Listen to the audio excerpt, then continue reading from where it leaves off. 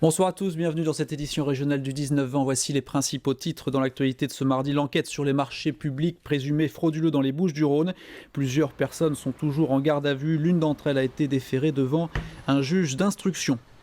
De la recherche publique à la création d'entreprises privées, c'est l'objet de l'incubateur interuniversitaire de Marseille. Scientifiques et industriels étaient réunis aujourd'hui.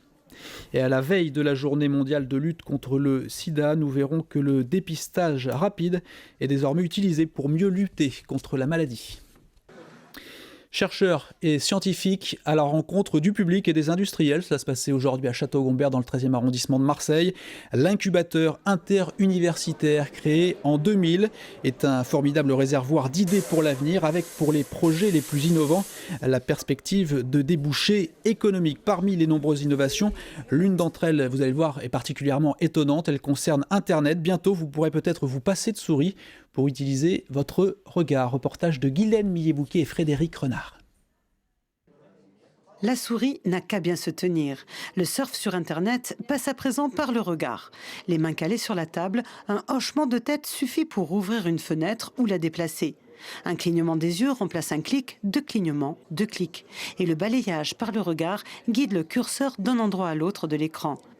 Une belle invention en devenir, signée Philippe Guillemont du CNRS et Nora Habib de l'université. Durant cette journée organisée par l'incubateur interuniversitaire, les deux chercheurs espèrent trouver des financements pour développer ce premier prototype. Plusieurs marchés pourront alors s'ouvrir à eux.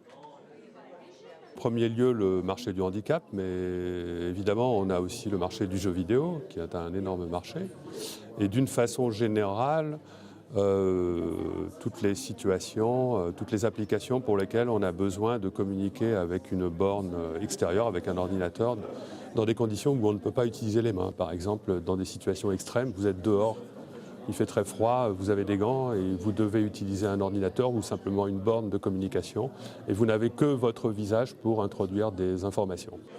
L'incubateur Impulse apporte une première aide financière aux porteurs de projets. Certains, comme les inventeurs de cet avion électrique, ont depuis dépassé le stade de la création d'entreprise. On a créé notre entreprise en partie grâce à eux et grâce aux EO Innovation en 2008.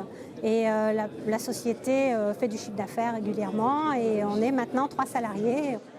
Ce lien entre la recherche publique et les fonds privés a permis la création de 69 entreprises et 1600 emplois depuis le lancement de l'incubateur il y a 12 ans.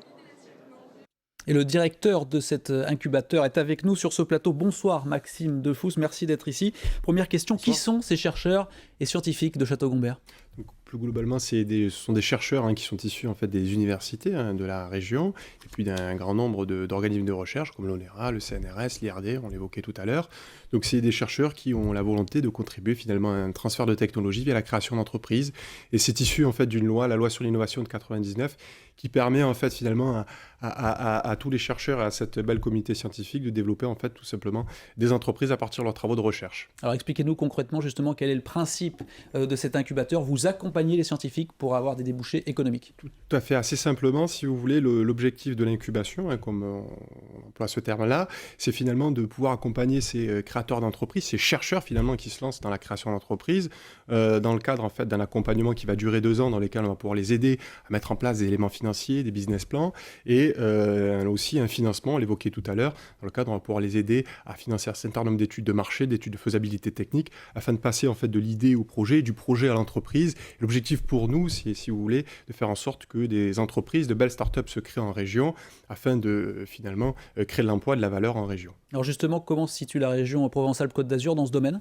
En ce domaine, je pense qu'on est plutôt pas trop mal placé, puisqu'effectivement, on a la chance d'avoir à la fois une belle région, une belle communauté scientifique avec 4 belles universités, Provence, Méditerranée, Paul Cézanne et Avignon, ainsi un certain nombre d'organismes de recherche qui sont d'ailleurs les membres fondateurs et associés de l'incubateur, dans lesquels on a énormément de recherche. C'est un grand foisonnement qui permet finalement d'arriver à faire en sorte qu'un transfert de technologie se fasse au travers de toutes ces recherches qui sont effectuées. On est situé à peu près dans les 2-3 grands pôles, en tout cas en France, à ce niveau-là, au niveau de la recherche. Alors parmi les nombreux projets, on vient de voir Internet, là c'est assez incroyable. Est-ce qu'il y a d'autres choses dans l'avenir qui pourraient être assez stupéfiantes ? Alors on a beaucoup d'entreprises qui se créent, plus de 80 depuis la création de l'incubateur.